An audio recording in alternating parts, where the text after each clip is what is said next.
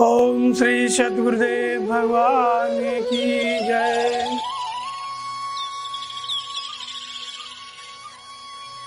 ब्राह्मण कौन है? शील गुणों से इन ब्राह्मण पूजनीय क्यों है? ब्राह्मण की इतनी महिमा शास्त्रों में बताई गई, क्यों बताई गई? कौन सा ब्राह्मण है? इसी प्रश्न पर चर्चा करेंगे।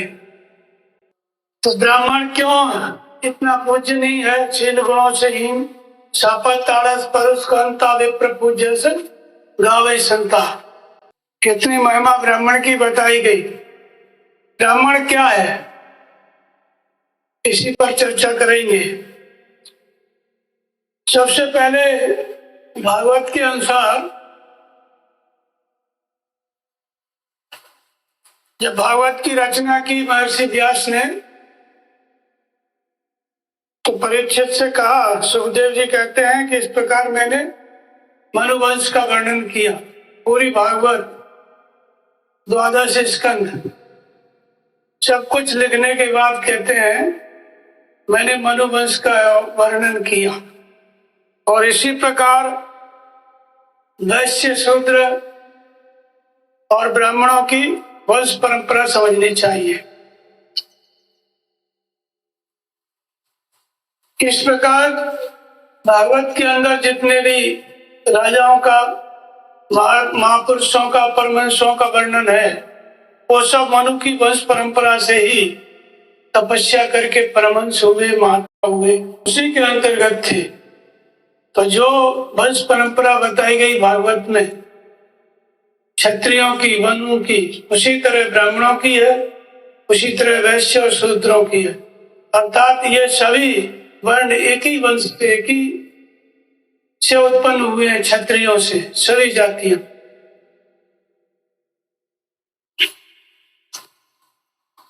मनु की संतान होने के कारण सभी मानव कहलाए। ब्रह्मा जी ने पहले 4 पुत्रों को उत्पन्न किया, मानस पुत्र, जिसमें सनक, सनातन, सनंदन, सनत कुमार, ये सृष्टि के आदि ब्राह्मण है। विधाता ने कहा कि तुम लोग सृष्टि की रचना करो, तो इन्होंने कहा कि हम ब्रह्म चिंतन करेंगे, भजन करेंगे। इस प्रकार से वो ब्रह्म चिंतन में लग गए, उनका कोई वंश नहीं चला। इसी मनु के द्वारा जो वंश चले, उसी में बहुत से राजा क्षत्रिय से ब्राह्मण हुए, वैश्य हुए, शूद्र हुए, सभी जितने भी वर्ण के राजा सभी मनु के ही वंशज, अलग अलग जातियां नहीं है, सब क्षत्रिय।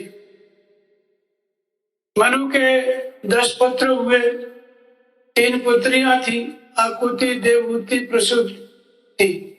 तीनों पुत्रियों से पूरा संसार पट गया। 9वें पुत्र थे मनु के, नरिष्यंति। इनकी 10वीं पीढ़ी में अग्निवेश नाम के जो क्षत्रिय थे, उनसे अग्निवेश गोत्र चला। अर्थात नरिष्यंति मनु के ही पुत्र थे, अग्निवेश उनके पुत्र थे, लेकिन अग्निवेश जो गोत्र है वो ब्राह्मणों का है। तो क्षत्रियों से ऐसे ब्राह्मण होते चले गए। मनु के थे 5वें पुत्र धृष्ट। धृष्ट से दाष्ट नामक क्षत्रिय हुए, और वे सभी क्षत्रिय उसी शरीर से ब्राह्मण हो गए। इसी तरह से 4थे पुत्र थे दिष्ट। दिष्ट का पुत्र था नाभाग। नाभाग अपने कर्म के कारण वैश्य हो गया, बनिया हो गया। और उसी नाभाग की 12वीं पीढ़ी में उत्पन्न मरुत चक्रवर्ती सम्राट हुए, फिर से क्षत्रिय हो गए। तो मनु से उत्पन्न जो पुत्र थे, उन्हीं से ब्राह्मण, उन्हीं से वैश्य, इस तरह का वर्णन भागवत में आता है। उन्हीं से शूद्र आता है, इस तरह का वर्णन। इसी तरह से 3रे पुत्र थे शरियाती मनु के, वो आचार्य हुए, ब्राह्मण हुए। और उन्हीं की मनु की पीढ़ी में आगे चल करके 4थी पीढ़ी में हुए 8वें अवतार भगवान ऋषभ देव। मनु की 4थी पीढ़ी में ऋषभ देव के 100 पुत्र हो गए। 100 पुत्रों में से 81 ब्राह्मण हो गए, 9 योगेश्वर हो गए सन्यासी, और 10 राजा हो गए। तो अपने जो ब्राह्मण हुए पुत्रों को उन्होंने उपदेश दिया, और बताया कि जितनी भी सृष्टि है उसमें पंच महाभूत है, पंच महाभूतों से निर्मित पृथ्वी है, जड़ पदार्थ है, इससे चलने फिरने वाले जो कीट पतंग हैं वो श्रेष्ठ है पंच महाभूतों से।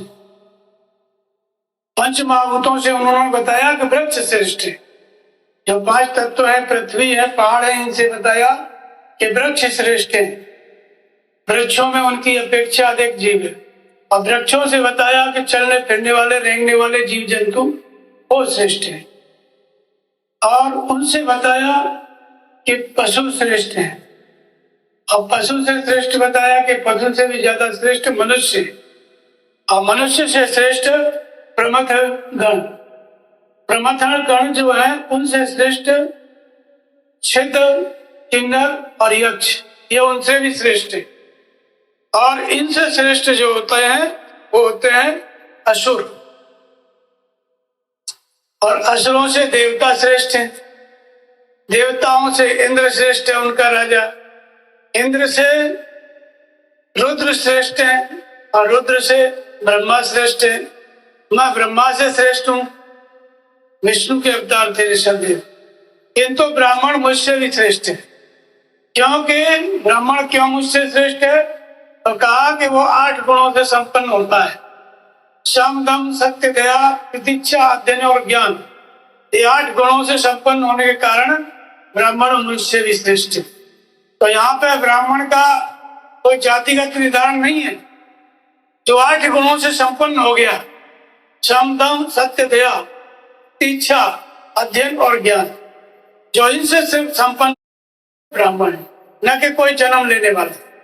ध्रुव की 4थी पीढ़ी में मनु के पौत्र थे ध्रुव। ध्रुव की 4थी पीढ़ी में उत्पन्न हुए अत्याचारी राजा बैन। बैन का इतिहास है, वो निसंतान मर गए, उनको कोई संतान नहीं हुई। तो ऋषियों ने फिर उनके शरीर का मंथन किया, शरीर का मंथन किया, भुजा का मंथन किया, जंघा का मंथन किया। उनकी जंघा का जब मंथन किया तो उससे जो पुरुष उत्पन्न हुआ उसके वंशज निषाद कहलाए। और जब भुजा का मंथन किया तो उससे पृथु और अर्ची 2 उत्पन्न हुए, भाई बहन। पृथु को योग्य समझकर ऋषियों ने पृथ्वी का राजा बना दिया, चक्रवर्ती सम्राट। और निषाद को समुद्र पर्यंत नदी किनारे का राज्य तोड़ दिया।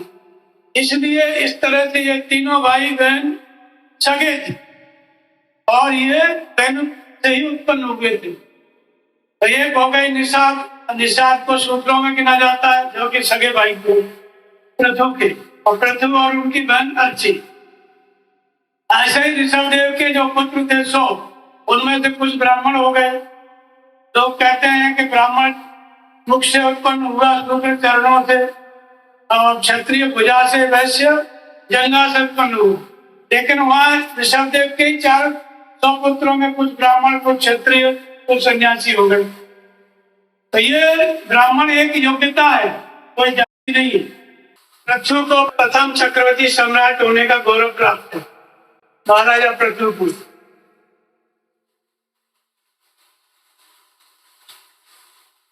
उन्होंने धरती का समतलीकरण किया, धरती को गौ बनाकर 2 प्रतिकूल बीजों को हटा दिया, अनुकूल बीजों को जाके खाने के लिए, भोजन के लिए पैदा किए। खेती करना उन्होंने सिखाया, पेड़ से उतर के बस्तियों में रहना महाराजा पृथु ने सिखाया, पहाड़ों का समतलीकरण किया। एक बार मनु की इसके पृथु की सभा में जब चक्रवर्ती सम्राट हो गए तो सनकादिक ऋषि पधारे। पूरी सभा ने उठ करके स्वागत किया, पृथु भी उठ के खड़े हो गए, स्वागत सत्कार किया। और पृथु ने कहा कि आप जैसे ब्राह्मणों का दर्शन दुर्लभ है। तो सनकादिक ऋषि की क्या विशेषता थी? पृथु ने कहा कि जो दृष्टि निक्षेप मात्र से, जो देखने मात्र से दूसरों के अंतःकरण में प्रसारित हो जाते हैं, ऐसे ब्राह्मणों की मैं चरणों की वंदना करता हूँ। और ऐसे ब्राह्मणों के चरणों की धूलि में सदा अपने सिर पे धारण रखता हूँ, क्योंकि जो दृष्टि मात्र से संचारित हो जाते हैं, अपने परमहंस महाराज जी का दृष्टि पड़ता था, अनुभवी जागृति हो जाती थी, अनुभव का संचार होना। और यहाँ कहते हैं प्रथम जो दृष्टि निश्चित मात्र से संचारित हो जाती है, अर्थात अनुभव की जागृति कर देते हैं, भगवान की जागृति कर देते हैं। ऐसे महापुरुषों का, ऐसे ब्राह्मणों का, ब्रह्म के प्राण महापुरुषों का दर्शन दुर्लभ है। मैं सदा आपके चरणों की धूली अपने सिर पर धारण करूंगा। और फिर कहा ये कैसे होते हैं, तो कहते हैं चित्त की एकाग्रता, स्वाध्याय, इंद्रियों का दमन, मन का समन,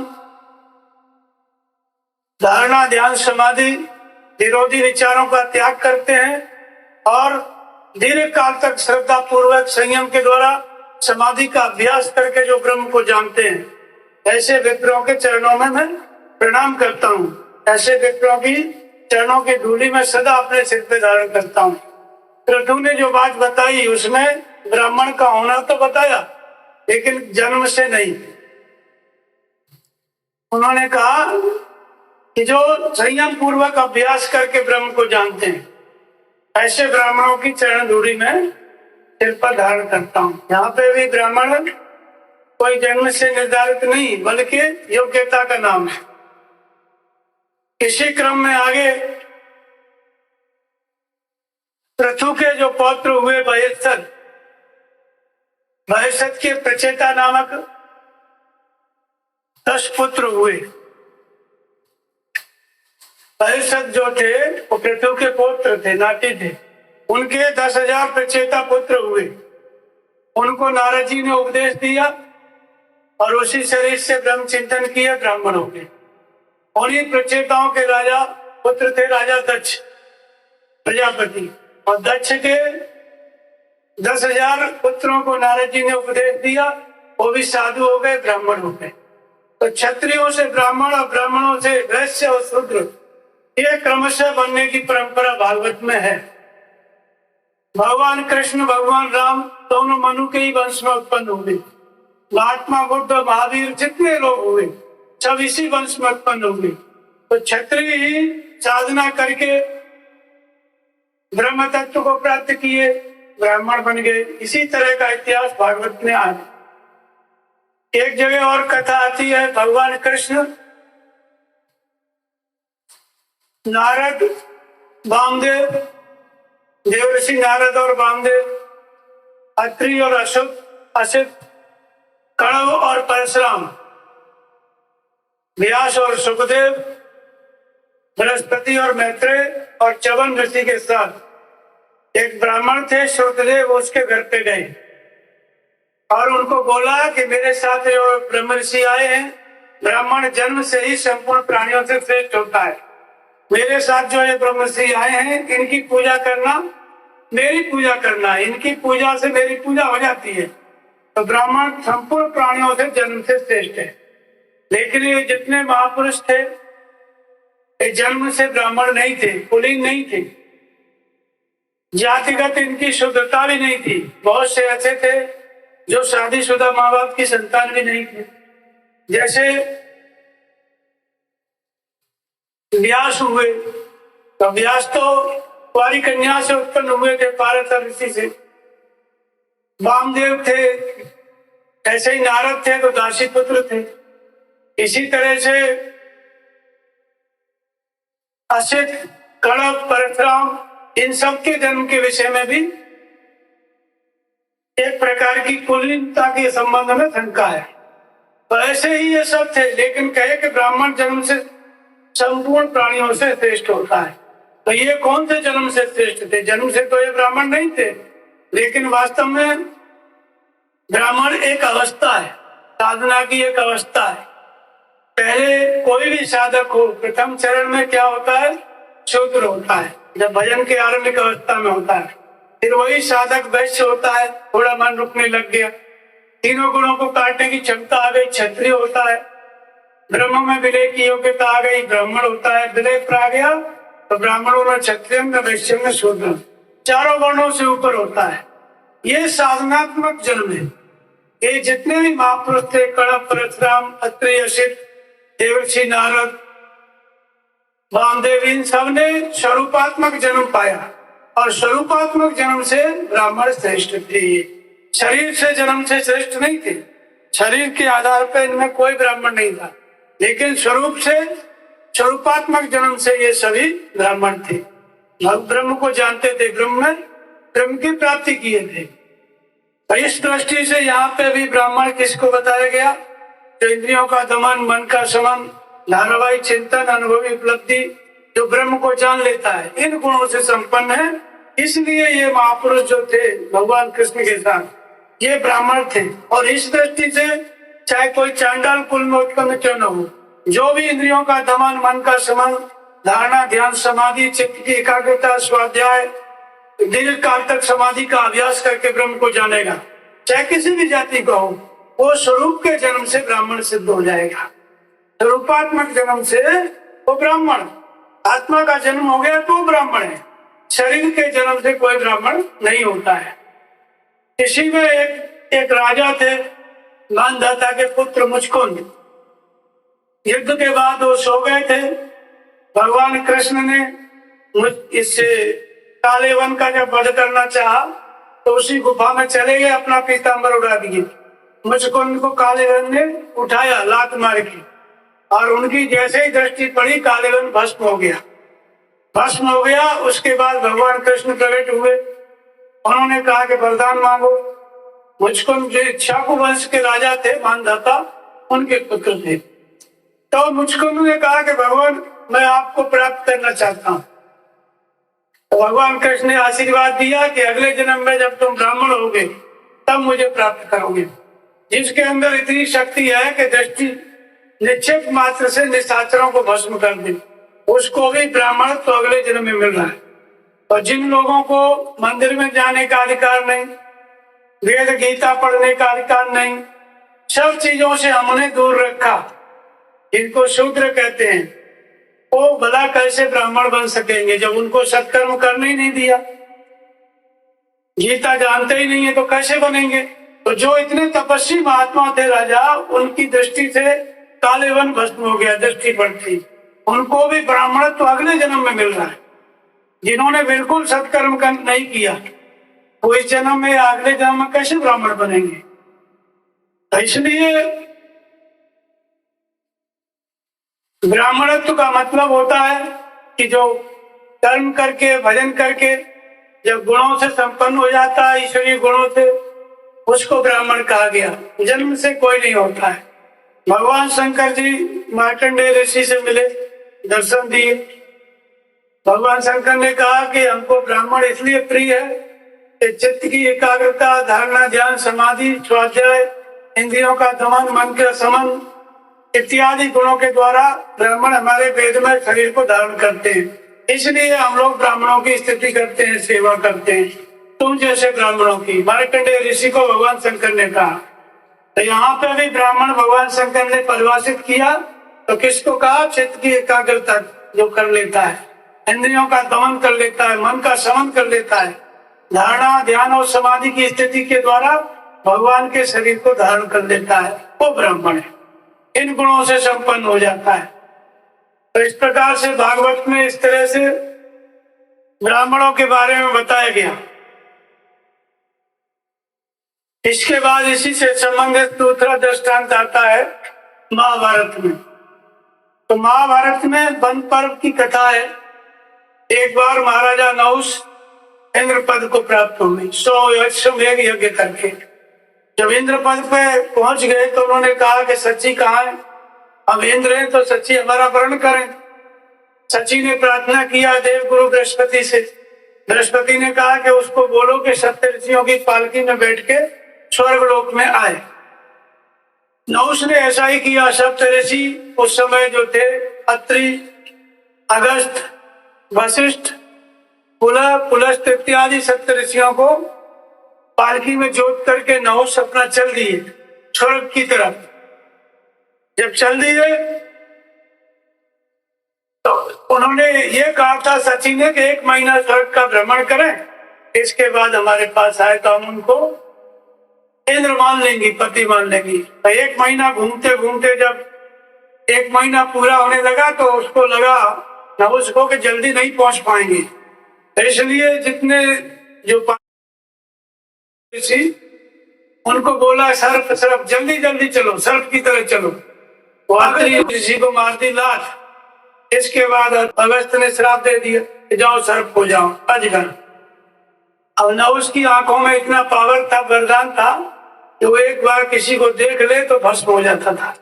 जैसे मुचकुंद की आंखों में पावर था वैसे ही इनकी आंखों में भी था। लेकिन अगस्त ने श्राप दे दिया, पहले आंख हो गई अजगर की। अब आंख फाड़ फाड़ के देखे कुछ भी नहीं हुआ।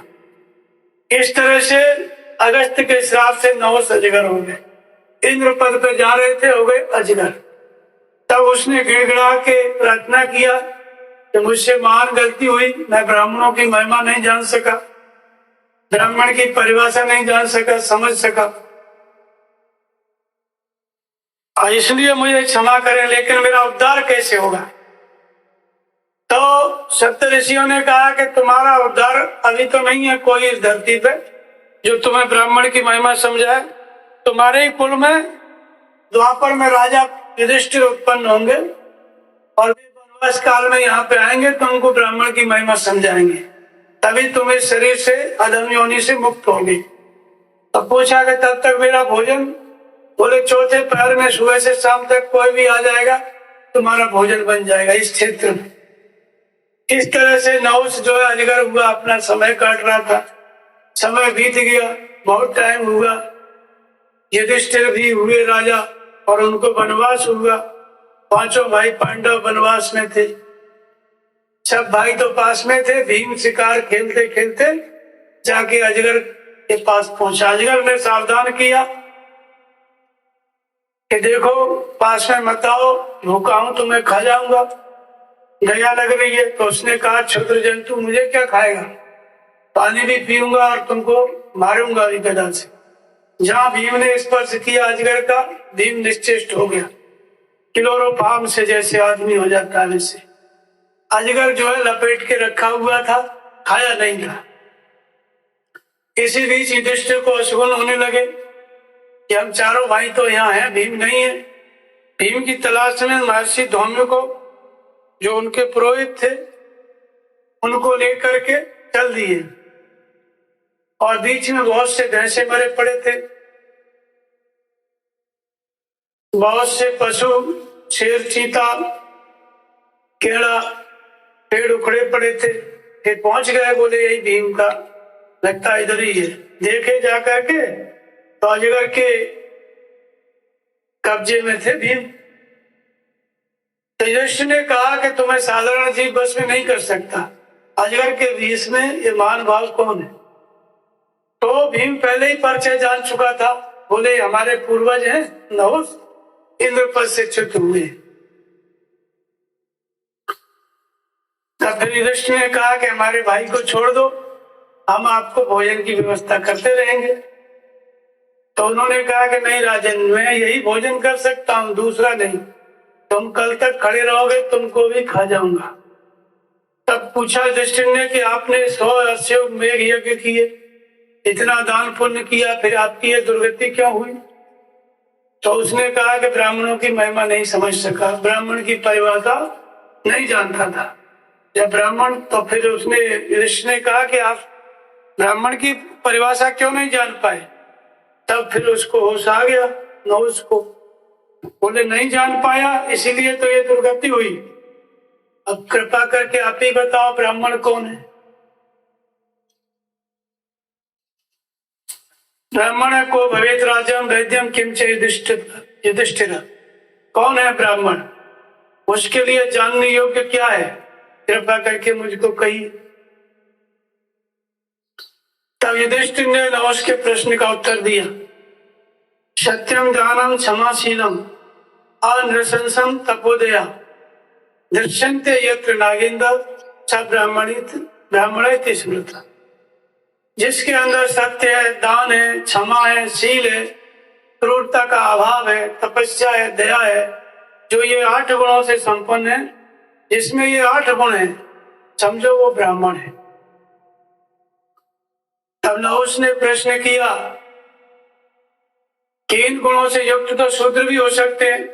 तो युधिष्ठिर ने कहा तब वो शूद्र नहीं है, वो ब्राह्मण है। अब फिर नहुष ने प्रश्न किया, अजगर के रूप में थे, कि इन गुणों से युक्त तो शूद्र भी हो सकते हैं। तो युधिष्ठिर ने कहा कि तब वो शूद्र नहीं है, वो ब्राह्मण है। इतना कहते ही नहुष का जो अजगर का शरीर था वो छूट गया और दिव्य स्वरूप में सामने आके पांडवों को आशीर्वाद दिया। तो यहाँ पर युधिष्ठिर ने यही बताया नहुष को कि ब्राह्मण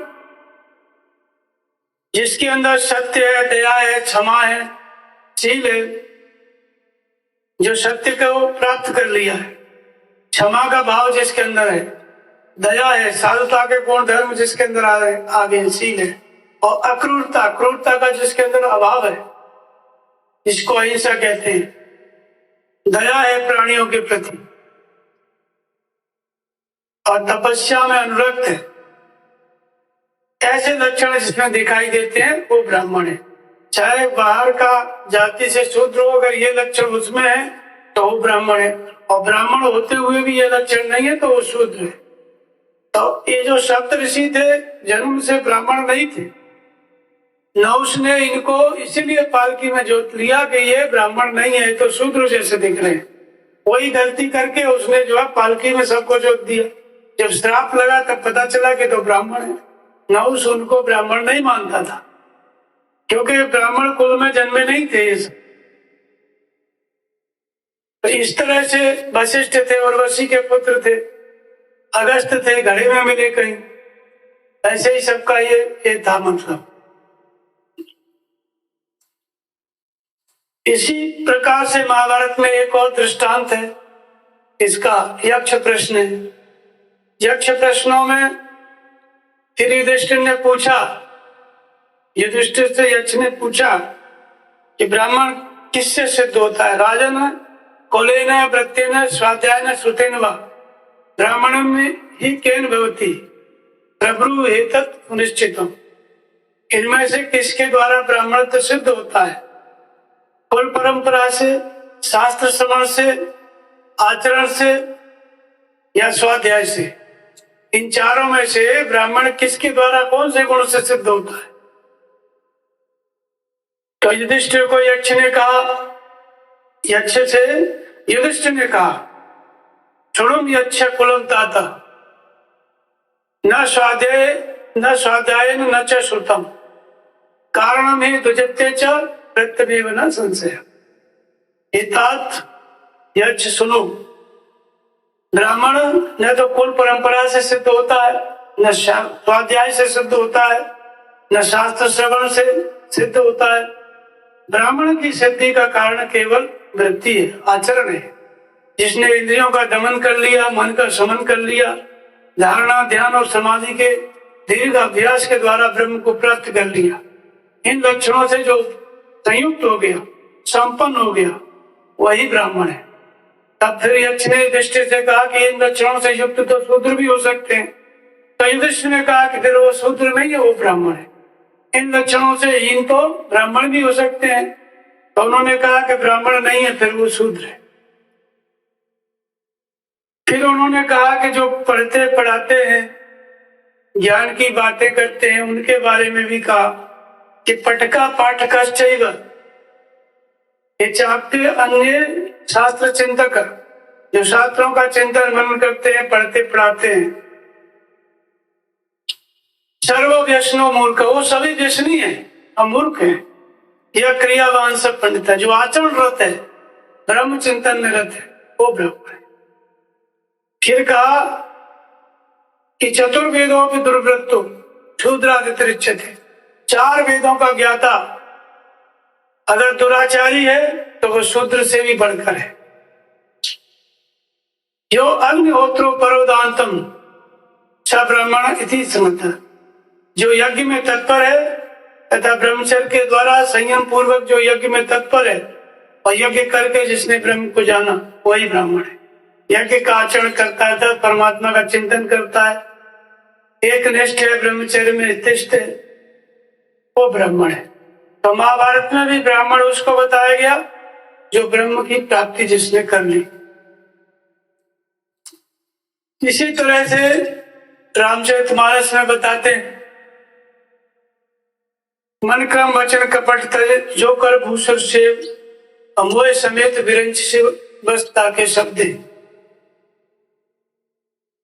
मन क्रम वचन से जो पृथ्वी के देवता हैं, ब्राह्मणों की पूजा करता है, सेवा करता है, भगवान कहते हैं कि मैं ब्रह्मा विष्णु महेश के सहित उसके वश में आ जाता हूं। केवल एक ही सूत्र याद रखो, विप्र की पूजा मन क्रम वचन से, और देवता, सारे देवता, भगवान भी आपके वश में। वही बात यहाँ पे भी बताई गई, जिसने ब्रह्म को जाना वचन से वही विप्र है जो ब्रह्म के प्राण।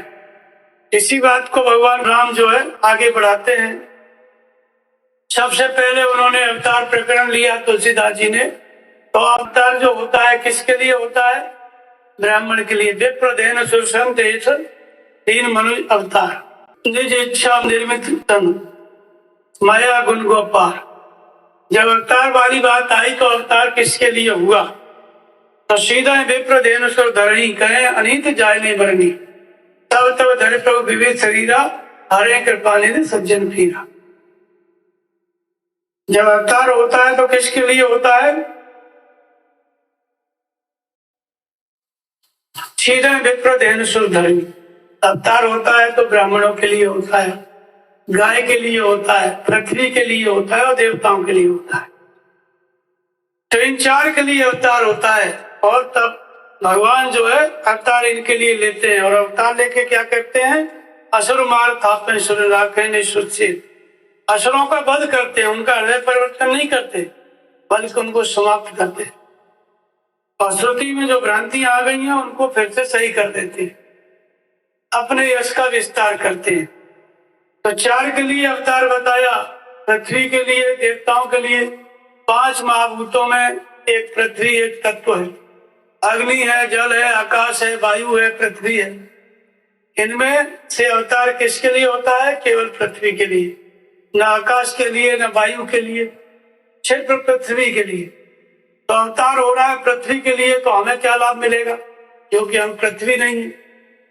और फिर अवतार किसके लिए होता है? गाय के लिए। तो बहुत सारे पशु हैं, उनमें से एक विशेष पशु होता है गाय। तो मनुष्य गाय भी नहीं होता है, तो गाय के लिए अवतार होगा तो जो कुछ उसका लाभ मिलेगा उसको गाय जाने, हम लोगों को तो मिलने वाला नहीं है। इसी तरह से अवतार होता है देवताओं के लिए, पृथ्वी पे अवतार होगा और देवलोक में उसकी सप्लाई हो जाएगी, उनको जो लाभ मिलेगा देवता जाने। फिर भी मनुष्य से क्या मतलब? मनुष्य क्यों ऐसे भगवान की पूजा करे? प्रश्न ये है।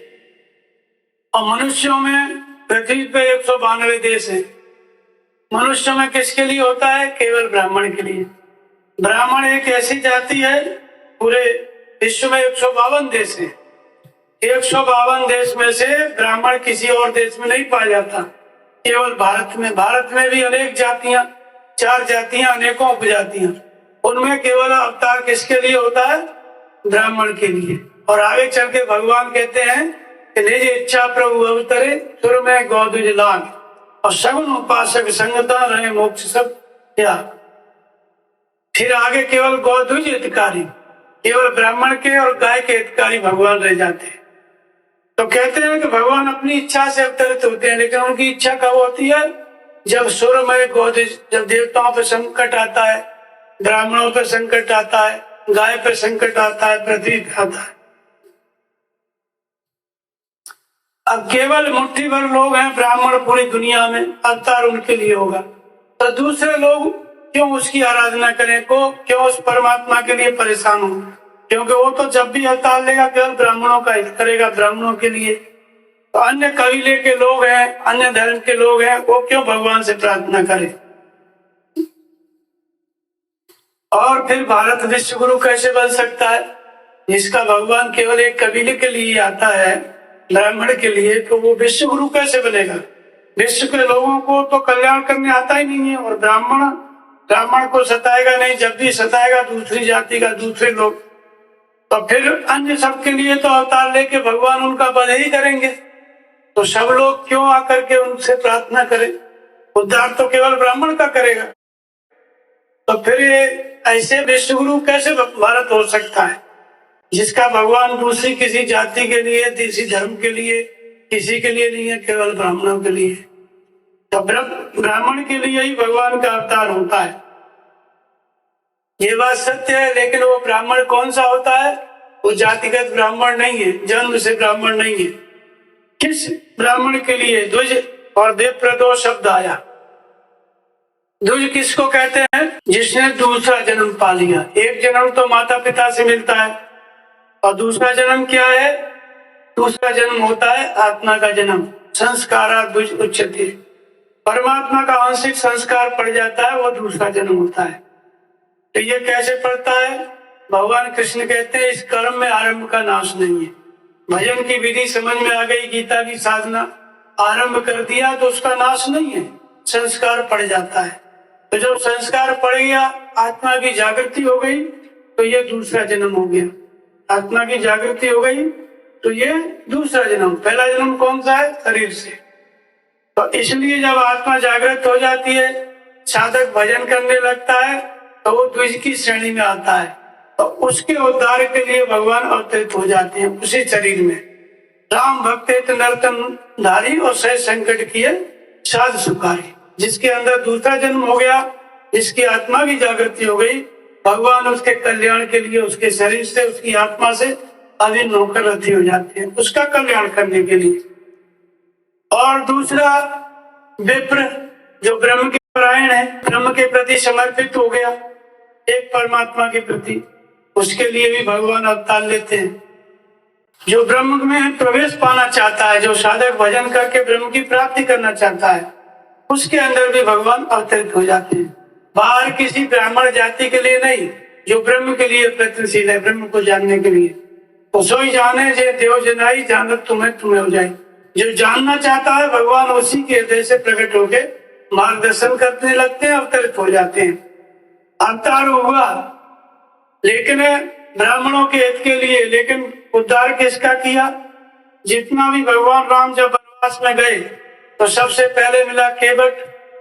केवट ने कहा कि समाज मेरी छाया भी नहीं छूता है, जात वर्ण कुल सब भांते नीचा, जास छाछ छू ले ये छीता, राम कीन आपन जब हीते और भयो भुवन भूषण तभी। भगवान ने जब से अपना किया, तीनों लोकों में पवित्र पुरुष था तो केवट।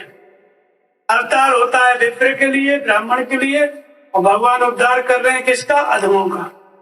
केवट ने कहा कि सब बात ही मैं नीच हूं, फिर भी भगवान ने उद्धार किया, क्योंकि भगवान ने कहा कि बड़े भाग्य मानुष तन पावा। तुम्हारे हाथ में कुछ नहीं लिखा है, इससे मतलब नहीं है। अगर तुम मनुष्य हो और इस मार्ग पर चल दिए एक परमात्मा के प्रति समर्पित, तो भगवान उद्धार करने के लिए अवतरित हो जाएंगे। था तो अधम केवट, लेकिन एक परमात्मा में श्रद्धा स्थिर किया, भगवान का ध्यान करने लग गया, और ब्रह्म द्वितीय जन्म उसका हो गया, द्विज हो गया।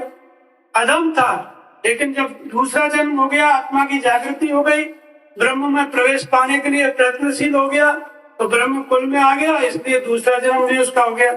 इसलिए अधम था, लेकिन भगवान के प्रति समर्पित होने के कारण वो अधम भी क्या हो जाते हैं? द्विज हो जाते हैं।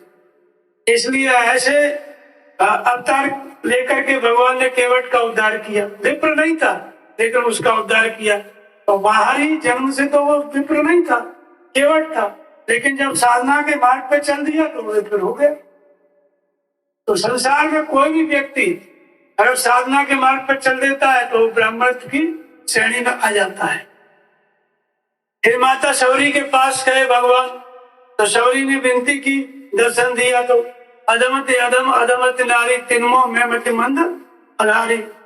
एक तो अधम जाति कोल भी, और दूसरा अधम नारी, और उसमें भी मैं मंद बुद्धि। 3 बार अधम अधम लगाया। अधम का मतलब कोई नीच व्यक्ति नहीं होता है।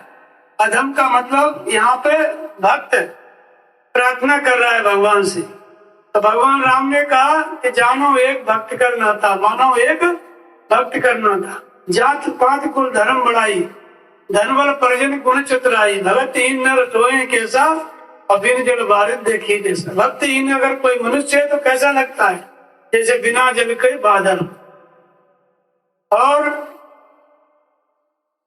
शबरी, तुम्हारे अंदर 9 प्रकार की भक्ति है। मम दर्शन पर परम अनुपा, जीव पावने जो सहज स्वरूपा। मेरे दर्शन का यही फल है कि जीव अपने सहज स्वरूप को प्राप्त कर लेता है। तो शबरी अपने को अधम कहती है, लेकिन भगवान ने कहा कि मैं मानता ही नहीं हूँ, मैं तो भक्ति का नाता मानता हूँ। चाहे स्त्री हो, चाहे पुरुष हो, नपुंसक हो, सरल भाव से जो मुझे भजता है वो मुझे परम प्रिय है, उसके लिए मैं अवतरित हो जाता हूँ। तो शबरी के लिए भी भगवान अवतरित हुए। तो शबरी बाहर तो कौलभील थी, अधम थी, लेकिन भीतर क्या थी? ब्रह्म के प्रति समर्पित, एक परमात्मा के प्रति समर्पित। और दूसरा जन्म शबरी का हो चुका था, द्वितीय जन्म। इसलिए किसी भी जाति परिवेश में जन्म लेने वाला व्यक्ति अगर ब्रह्म के चिंतन में लग जाता है तो वो ब्राह्मण है। शबरी कौलभील थी, लेकिन कौन थी? ब्राह्मण।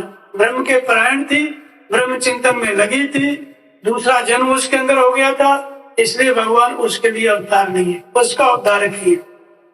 वाल्मीकि रामायण में जब शबरी से भगवान मिलते हैं तो कहते हैं कि शबरी, तुमने गुरुजनों की सेवा की है, तुम्हारा व्रत नियम भली प्रकार संचालित हो रहा है, निर्वाह हो रहा है।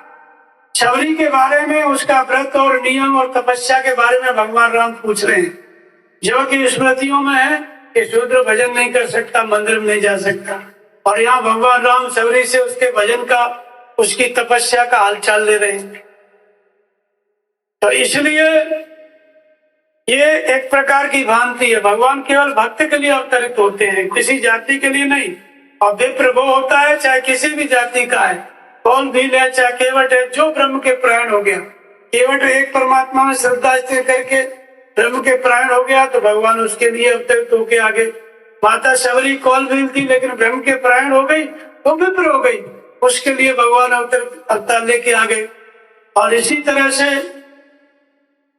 निशाचर कौलभीलों ने बहुत सेवा की, उनका भी भगवान ने उद्धार किया। फिर गिद्धराज जटायु गीत अदम कब आमिष जो होगी और गति दीनी जैन जातक जोगी। भगवान ने उसको वो गति दी जो योगियों को मिलती है। मांसाहारी था, लेकिन क्यों वो गति दी? क्योंकि राम काज कारण तन त्यागी, वो भगवान के लिए समर्पित था, भगवान के कार्य के लिए अपना शरीर उसने त्याग दिया। तो एक परमात्मा के प्रति समर्पित व्यक्ति है तो वो विप्र है, वो ब्राह्मण है, वो ब्रह्म के कुल में आ गया, चाहे वो बाहर शाकाहारी है, मांसाहारी है, किसी भी जाति का है। तो भगवान ने गिद्धराज जटायु का भी उद्धार किया, उनके लिए भी अवतार हुआ। क्यों? बाहर से तो वो अधम थे, लेकिन भीतर से वो कौन थे? विप्र थे। सच्चाई उनकी क्या थी? वो ब्रह्म के परायण थे, विप्र थे, इसलिए भगवान का अवतार उनके लिए हुआ। इसी तरह से आगे चलते हैं तो बहुत से ऋषि मुनि मिले। जब भगवान राम आगे जाते हैं तो हड्डियों का ढेर, निश्चर निकल सकल मन खाए, तकबीर नैन जल छाए। जब हड्डियों का ढेर देखा तो पूछा भगवान ने, पूछी कुशल लागत दया, आज समूह देख रघुराया। हड्डियों का ढेर किसका है? तो अन्य ऋषियों मुनियों ने बताया कि निशाचरों ने इनको खा लिया। फिर उन्होंने प्रण लिया कि निश्चरहीन करो मैं, भुज उठाए प्रणकीन और सकल मुनि के आश्रम में जाए जाए सुख दी। मुनियों के आश्रम में जाके सुख दिया। तो मुनि कौन है? जिसकी मन सहित इंद्रियां मौन है। मन सहित इंद्रियां मौन कब होंगी? परमात्मा के चिंतन में। तो जो ब्रह्म के परायण है वही विप्र है, वही मुनि है। एक तो विप्र की न्यूनतम सीमा है ब्राह्मण की, जब वो ब्रह्म चिंतन में अनुरक्त होता है, जब उसका दूसरा जन्म होता है, उसी को द्विज कहते हैं, उसी को विप्र कहते हैं। और दूसरी पराकाष्ठा, जब ब्रह्म की प्राप्ति कर लेता है, ब्रह्म की प्राप्ति कर लेता है, ब्रह्म की पराकाष्ठा है विप्र की, तो उसके लिए भगवान का अवतार होता है। दोनों ब्राह्मण की सीमा है। तो ब्रह्म कुल का में जो आ गया, प्रवेश पा गया, चाहे वो किसी भी जाति का है, धर्म का है, जो ब्रह्म चिंतन में लग गया, अपने को अधम मानता है, कैसा भी मानता है, अगर एक परमात्मा के प्रति समर्पित हो गया, ब्रह्म चिंतन में लग गया, तो वो विप्र की श्रेणी में आ जाता है। उसका दूसरा जन्म हो जाता है, आत्मा की जागृति हो जाती है। भगवान उसके उद्धार के लिए उसकी आत्मा से अभिन्न होकर के जागृत हो जाते हैं, रति हो जाते हैं। इसलिए भगवान ब्राह्मणों के लिए अवतार लेते हैं। तो किसी जात के, बाहर के जात के ब्राह्मण के लिए नहीं, बाहर किसी शुक्ला तिवारी दुबे चौबे के लिए नहीं, जो कि बाहर कोई किसी भी जाति का है, एक परमात्मा के प्रति समर्पित हो गया, भगवान अवतरित हो जाए। विभीषण ने पूछा हनुमान जी से कि मैं तो निशाचर हूँ, रावण का भाई हूँ, भगवान मेरे ऊपर भी दया करेंगे? तो हनुमान जी ने कहा, कहो कबन में परम कुलीना, कब चंचल सबही विधहीना, रात ले जो नाम हमारा, तादन ताय न मिले हारा, असमय अधम सखा सुन, मोहू पर रघुवीर, अब कीनी कृपा सुमेर गुरु, भय विलोचन नीर। हनुमान जी ने कहा कि मैं तो जन्म से ही अधम हूँ, कपि हूँ, चंचल हूँ, सभी विधियों से हीन हूँ, फिर भी भगवान ने मेरे ऊपर कृपा की। और तुम्हारे अंदर तो बहुत से गुण हैं, क्यों नहीं भगवान कृपा करेंगे? तो भगवान के पास जब विभीषण गए तो विभीषण ने भगवान से कहा, जब शरण में आए तो भगवान ने कहा कि सगुण उपासक परित निरत नीत दृढ़ नेम और ते नर प्राण समान मम, जिनके द्विजफल प्रेम। भगवान कहते हैं कि मुझे वो प्राणों के समान प्रिय है जिनका द्विज के चरणों में प्रेम है। एक तो द्विज उसको कहते हैं जिसने द्वितीय जन्म प्राप्त किया, आत्मा की जागृति हो गई, और दूसरा द्विज क्या है? जिसने भगवान की आत्मा के निर्देशन में चलते चलते परमात्मा को प्राप्त कर लिया, अर्थात द्वैत पर विजय प्राप्त कर ली, ये द्विज की पराकाष्ठा है। तो ऐसे द्विज के चरणों में जो प्रेम है जिनका, वो मुझे प्राणों के समान प्रिय है। लेकिन विभीषण को देखो, हनुमान जी को देखो, बाहर किसी ब्राह्मण के द्विज के चरणों का सेवा उन्होंने नहीं किया। तो ये द्विज क्या है? एक साधना की स्थिति है। जब साधक शुरुआत करता है, कोई भी व्यक्ति किसी भी जाति का हो, जब उसकी आत्मा की जागृति हो जाती है भजन करते करते, तो वो द्वितीय जन्म पा गया, वो आत्मा के निर्देशन में चलते चलते द्वैत पर विजय प्राप्त कर ली, तो वो द्विज की पराकाष्ठा है। और ऐसा महापुरुष की सेवा जो कोई भी करेगा, उसके अंदर जो है भगवान अवतरित हो जाएंगे। भगवान राम ने जब से जन्म लिया, थोड़ा बड़े हुए, तो वो विप्रों की सेवा में, विप्रों के उद्धार में लग गए। सबसे पहले महर्षि विश्वामित्र, जब राम का जन्म हो गया तो उनको भगवान ने अनुभव में बताया कि निशाचर जो तुम्हारे मारने से नहीं मर रहे हैं और बहुत परेशान कर रहे हैं, भगवान का अवतार हुआ है, उनको लेके आओ, वो निपटा देंगे इनको। चले गए विश्वामित्र मांगने के लिए दशरथ जी के पास। दशरथ जी अधीर हो गए, चौथे पर पायो सुचारी विप्र वचन नहीं कहो विचारी। दशरथ ने कहा कि विप्र विचार करके आपने नहीं कहा, मैंने चौथे पुत्र में, चौथी अवस्था में, वृद्धावस्था में बड़ी मुश्किल से 4 पुत्र मुझे हुए हैं। विप्र वचन, विप्र कहा, ब्राह्मण कहा, किसने? दशरथ ने। दशरथ तो अच्छी तरह से जानते थे, पहले उनका नाम था विश्वरथ, वो राजा थे, क्षत्रिय थे, चक्रवर्ती सम्राट वो भी थे, दशरथ के समकालीन थे, उनके रिश्तेदार थे। फिर भी दशरथ कह रहे हैं विप्र वचन नहीं कहो विचारी। आखिर विप्र क्या है? तो ब्राह्मण विप्र एक अवस्था है। जब महर्षि विश्वामित्र जो है तपस्या करने के लिए गए, नंदिनी को प्राप्त करने के लिए, वशिष्ठ के पास नंदिनी थी, तो उन्होंने कहा कि छात्र बल को धिक्कार है, अब हम ब्रह्म तेज प्राप्त करेंगे, ब्रह्म बल प्राप्त करेंगे। और तब तपस्या में रत हुए, तो पहले देवताओं के सहित ब्रह्मा जी आए कि आज से तुम ऋषि हुए। विश्वामित्र ने कहा कि अभी मैं संतुष्ट नहीं हूं। फिर दोबारा आए ब्रह्मा जी, आज से तुम महर्षि हुए। तो फिर विश्वामित्र ने कहा कि अभी भी मुझे संतुष्टि नहीं है। फिर कहा कि आज से तुम राजर्षि हुए। तो विश्वामित्र ने कहा क्या मुझे जितेंद्रीय ब्रह्मर्षि नहीं कहेंगे? तो बोले अभी वो योग्यता नहीं है। फिर विश्वामित्र तपस्या में लग गए, तपस्या का धुआं स्वर्ग तक चला गया। फिर ब्रह्मा जी संपूर्ण देवताओं के साथ आए, परिक्रमा करके बोले कि आज से तुम जितेंद्रीय ब्रह्मर्षि हुए। तो विश्वामित्र ने कहा कि जब मैं ब्रह्मर्षि हुआ तो वशिष्ठ आकर के प्रमाणित करें कि मैं ब्रह्मर्षि हुआ, अब वेद मेरा वर्ण करे। तो वशिष्ठ ने आके गले लगाया और प्रमाणित किया कि आज से तुम भी ब्रह्मर्षि जितेंद्रिय, और वेद विश्वामित्र के हृदय में उतर आए। तो वेद कोई पुस्तक नहीं होता है, वेद का मतलब होता है अवधित तत्व का विदित होना। अवधित तत्व विदित हो जाता है, उसी का नाम क्या है? वेद। जब अवधित तत्व विदित हो गया तो विश्वामित्र ब्रह्म ऋषि हो गए, ब्राह्मण हो गए, ब्रह्म में प्रवेश पा गए। ब्रह्म चिंतन तो कर ही रहे थे, लेकिन पहले ऋषि हुए, फिर राज ऋषि हुए, फिर महर्षि हुए, तब ब्रह्म ऋषि हुए। इतना तपस्या किए, तब तपस्या करते करते वो थे क्षत्रिय विश्वरथ, लेकिन भजन करते करते जब ब्रह्म को प्राप्त कर लिए, ब्रह्म में प्रवेश पा गए, तो कौन हो गए? ब्राह्मण हो गए। ऐसे विप्रों की सेवा करने से ही सब कुछ मिलता है। तो नहीं कहा मन क्रम वचन कपट से जो कर भूसुर से, इन्हीं को पृथ्वी का देवता कहा गया, इन्हीं को भूसुर कहा गया। भूदेव कहा है, पृथ्वी के देवता हैं, लेकिन कौन से ब्राह्मण?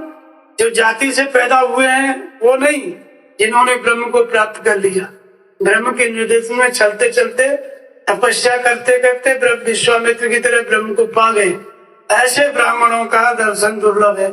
ऐसे ब्राह्मणों के सेवा के लिए ही रामचरितमानस में कहा गया कि जो इनकी सेवा करेगा मन क्रम वचन से, परम परमात्मा भी उनके बस में हो जाएगा, सारे देवताओं के सहित।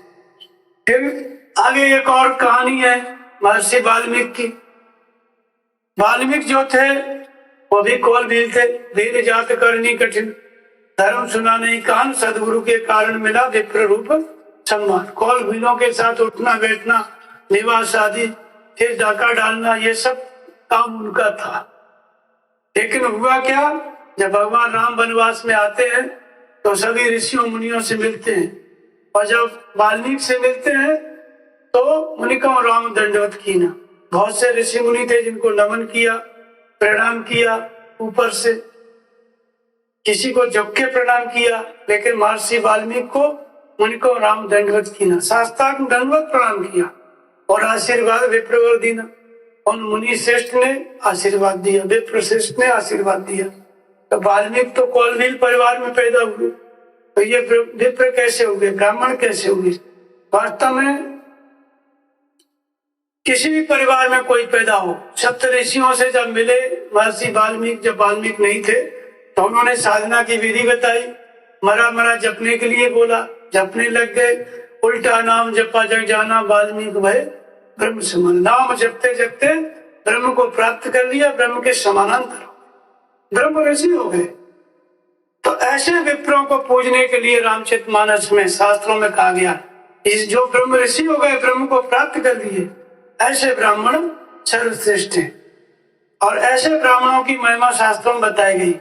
रामचरितमानस में कई एक चौपाई हैं जिनको लेकर के प्रश्न उठते हैं। एक तो शापत ताड़त परत कहंता विप्र पूज्य गावे संता, और पूज्य विप्रशील गुणहीना शूद्र गुणगन ज्ञान प्रवीणा। तो ये चौपाई कब की है? जब भगवान राम वनवास काल में आगे बढ़ते जा रहे हैं, तो फिर रास्ते में मिल गया कबंध नाम का राक्षस। कबंध में क्या था कि उसको धड़ ही धड़ था, उसकी दो आंखें धसी हुई थी छाती में, और हाथ लंबे लंबे थे। दोनों हाथों से पकड़ के राम और लक्ष्मण को बेबस कर दिया। बेबस कर दिया तो भगवान ने दिव्यास्त्र से उसका हाथ काट के वध किया। अंत में उसको गड्ढे में डाल के अंतिम संस्कार किया। कबंध दिव्य स्वरूप के रूप में प्रकट हो गया। तो उसने बताया कि मैं गंधर्व था। भगवान ने पूछा कि यह दुर्गति कैसे हुई, तो कहा कि दुर्वासा मुझ दीदी श्रापा, प्रभुपद फेंक मिटा सो पापा। दुर्वासा ने मुझे श्राप दिया, आपके चरणों को देख के पाप मिट गया, मैं श्राप से मुक्त हो गया। भगवान को ये बात अच्छी नहीं लगी कि तुमने ब्राह्मणों का अपमान क्यों किया। पूछा ब्राह्मणों का अपमान क्यों किया? वास्तव में गंधर्व क्या है? ईश्वरीय गुणों को गायन करने वाली वृत्ति है। जब नाम जपते जपते श्वास की पकड़ आ जाती है, श्वास की ध्वनि पकड़ में आ जाती है, तो ऐसी अवस्था का साधक ईश्वरीय गुणों का मनन करने लगता है। भगवान जो बताते हैं उसको समझता है, मनन करता है। ऐसी स्थिति का साधक क्या है? गंधर्व है। लेकिन इस अवस्था में भी भूल हो जाती है, अपमान हो जाता है महापुरुषों का, तो श्राप लग जाता है। वैसे ही गंधर्व था। तो इसलिए भगवान ने कहा, सुन गंधर्व कहूं मैं तोई, मोहि न खुआए ब्रह्म कुल दोई। हे गंधर्व सुन, ब्राह्मण तो बहुत ऊंची चीज है। जो ब्रह्म कुल में प्रवेश पा गया, जिसने 2 कदम रख दिया, ब्रह्म चिंतन में प्रवृत्त हो गया, उसका शत्रु भी मुझे अच्छा नहीं लगता। और ब्राह्मण चाहे शाप देता हो, शापत ताड़त परस कहता नेत्र पूज्य गावे संता। शाप देता हुआ, ताड़ता हुआ भी ब्राह्मण पूजनीय है, संतों ने ऐसा कहा है। और पूज्य विप्रशील गुणहीना शूद्र गुणगण ज्ञान। विप्र जो है शील और गुणों से हीन है, तभी भी पूजनीय है। किसी को लोग ऐसा हाथ लगाते हैं चौपाई को कि शूद्र जो है सब गुणों से संपन्न, तो भी पूजनीय नहीं है, लेकिन ऐसी बात नहीं है। इसका अर्थ हम बताएंगे। भगवान राम ने ये बात गंधर्व को कही कि मुझे ब्रह्म कुल का द्रोही पसंद नहीं, और शाप देता हुआ, ताड़ता हुआ भी ब्राह्मण पूजनीय है, और शील और गुणों से हीन तब भी ब्राह्मण पूजनीय है। इस तरह का सिद्धांत भगवान राम का था, कबंध को बताया। कबंध ने अपना क्षमा मांगी, चला गया अपने लोग। लेकिन आगे चलते हैं तो भगवान राम अपने इस सिद्धांत पे नहीं टिक पाते हैं। उन्होंने कहा कि शील गुणों से हीन ब्राह्मण पूजनीय है, लेकिन जब उन्हें पता चला कि सीता जी का अपहरण एक ब्राह्मण ने किया है, जब ये मालूम चला तो रान कुल को रोबन हारा, कोई भी उस रावण के कुल में रोने वाला नहीं बचा, सारे कुल का नाश कर दिया। और खुद रावण से युद्ध करते, रावण का वध करते तो ठीक था। समरथ को नहीं दोष गुसाई, रख पावक सुस्तर की नहीं। खुद ने नहीं मारा, खुद के साथ साथ जब रावण यज्ञ करने लग गया तो उनकी स्त्रियों को बाल पकड़ के बंदर भालू खींच खींच के बाहर लाते थे ताकि रावण का यज्ञ विध्वंस हो, और उनका रावण का यज्ञ को विध्वंस कर डाला। जो कैसे तो रावण उठेगा नहीं, जब उनकी स्त्रियों को खींच के लाते थे तो फिर रावण ने अपना विध्वंस किया यज्ञ, फिर लड़ने के लिए आ गया। तो अपना मारे और बंदर भालुओं से भी उसका अपमान कराए, जबकि वो एक ब्राह्मण था। ब्राह्मण था और छोटा मोटा ब्राह्मण नहीं था, उत्तम कुल पुलस्त करना थी, सिद्ध पूजे बहुमाती, शिव का भक्त था, उत्तम कुल का था, पुलस्त ऋषि का नाती था, विश्वसवा का पुत्र था। विश्वसवा भी ऋषि थे। रावण का बड़ा भाई देवता था कुबेर, छोटा रावण था जो राक्षस था। इतने अच्छे कुल का था। अगर बाहर का ब्राह्मण पूजनीय होता तो रावण तो बाहर ब्राह्मण ही था, भगवान को पूजा करनी चाहिए थी, लेकिन ऐसा कुछ नहीं था, उसको कुल सहित समाप्त कर दिया। और रावण की क्या विशेषता थी? भगवान तो कहते हैं कि पूज्य विप्र शील गुणहीना, शील भी नहीं है, गुण भी नहीं है, तो भी पूजो। लेकिन रावण के अंदर क्या था? बहुत गुण था। क्या गुण था? चारों वेदों का ज्ञाता था, चारों वेदों का ज्ञाता था, और लेकिन आचरण नहीं था, शील नहीं था। गुणी तो था, अपना मस्तक काट के देख लेता था कि मेरी आयु कितनी है, ब्रह्मा का जो लेख था उसको पढ़ लेता था। इतना गुण रावण के अंदर था, लेकिन जैसा गुण था वैसा आचरण नहीं था, बस ये कमी थी। लेकिन भगवान तो कहते हैं कि पूज्य विप्र शील गुणहीना। शील गुणहीना जब गुणी था ये ब्राह्मण, तो इसका नाश क्यों किया? खुद अपनी बात पे नहीं टिक पा रहे भगवान राम। यही बात युधिष्ठिर ने कही महाभारत में कि चतुर्वेदों पे दुर्वृत्तो शूद्रादित्य रिच्यते। चारों वेदों का ज्ञाता भी अगर दुराचारी है तो वो शूद्र से भी गया गुजरा है। तो रावण चारों वेदों का ज्ञाता था, लेकिन था क्या? गुणी था, लेकिन दुराचारी था। इसलिए भगवान ने कहा कि वो ब्राह्मण है ही नहीं। तो इसका मतलब क्या है? अगर बाहर की जाति का ही पूजनीयता है तो रावण को, भगवान को नहीं मारना चाहिए था। जाति से तो रावण भी ब्राह्मण था, ऋषि पुत्र था, लेकिन भगवान ने उसका वध किया। और गंधर्व को बता रहे हैं कि पूज्य विप्र शील गुणहीना, शापत ताड़त परस कहता, साप दे रहा है, ताड़ना दे रहा है, तो भी कठोर वचन बोल रहा है, तब भी ब्राह्मण पूजनीय है। और यहाँ केवल अपना सीता का अपहरण किया तो क्षमा करना चाहिए, लेकिन वो जल से कुल समेत समाप्त कर दिया। ये भी था रावण, और गुणी था। वास्तव में ये ब्राह्मण जो है शील गुणों से हीन, साप्ते ताड़ते परस कहते, इसका मतलब ये है कि ये एक महापुरुष है। दुर्वासा क्या थे? बहुत अच्छे महापुरुष थे, ब्रह्मऋषि थे, लेकिन क्रोधी थे, श्राप दे देते थे, तो इसलिए उनके लिए कहा गया। तो जो ब्रह्म के परायण है, महापुरुष हैं, जिन्होंने ब्रह्म की प्राप्ति कर ली है साधना करके, ऐसे ब्रह्म ऋषि जो होते हैं वो विप्र होते हैं। अगर वो श्राप देते हैं तब भी कल्याण है। जैसे जितने सप्त ऋषि थे, नहुष को श्राप दिए, राजा नहुष को अजगर हो गया, लेकिन अंत में क्या हुआ? कल्याण हुआ। दिए थे श्राप, हो गया कल्याण, क्योंकि साधु ते हो न कार्य हानि। जो ब्रह्म के प्राण विप्र है, ब्राह्मण है, ब्रह्म को जान लिया है, ऐसे महापुरुषों से श्राप भी देंगे तो भी हानि नहीं होगी। साधु ते हो न कार्य हानि। इसी तरह से दुर्वासा ने गंधर्व को श्राप भले ही दिया, राक्षस हो गया, लेकिन भगवान का दर्शन हुआ, उद्धार हो गया। श्राप देते हुए भी दुर्वासा पूजनीय, श्राप देते हुए भी सप्त ऋषि पूजनीय।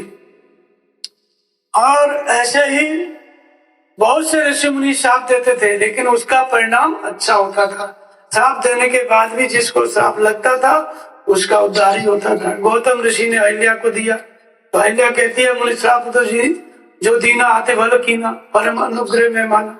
मुनि का श्राप मुझे अच्छा लग रहा है, क्योंकि श्राप नहीं देते तो आप शरण ध्यान में नहीं, स्पर्श ही नहीं होता, इसलिए मैं मुनि के श्राप को अच्छा मानती हूँ। तो श्राप देते हुए भी जो ब्रह्म कुल में जो ब्रह्म के प्राण महापुरुष है वो पूजनीय है। परमहंस महाराज कहते थे कि गाली देते हुए साधु को शोभा नहीं गाली देना, लेकिन भगवान ने जब उनको स्वरूप दिया, उन्हें भगवान की प्राप्ति हुई, तो भगवान ने ही कहा था कि तू किसी को उल्टा सीधा बोल देगा, दो चार गाली दे देगा, तो जिस काम को लेके आए उसका काम हो जाए। छड़ी मार दोगे तो जिसकी फांसी होनी है, सजा कुछ भी हो जाए, फांसी नहीं होगी।